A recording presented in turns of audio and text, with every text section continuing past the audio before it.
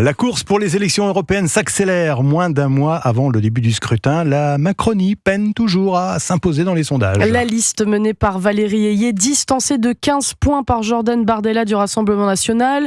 Grand meeting ce soir à la Maison de la Mutualité à Paris pour la majorité. Arthur Delaborde, il s'agit de remobiliser les troupes. Serrer les rangs dans une ambiance de campagne morose, c'est l'objectif de ce meeting, comme l'explique le porte-parole Clément Beaune. C'est une élection de mobilisation.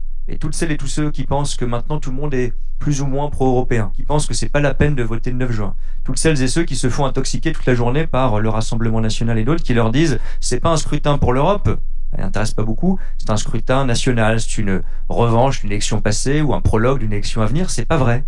C'est une élection fondamentale pour l'Europe. Replacer l'Europe au centre du débat, priorité notamment pour éviter le vote sanction contre Emmanuel Macron. 7 ans au pouvoir, c'est très long. Il y a une lassitude chez nos électeurs, reconnaît un proche du chef de l'État.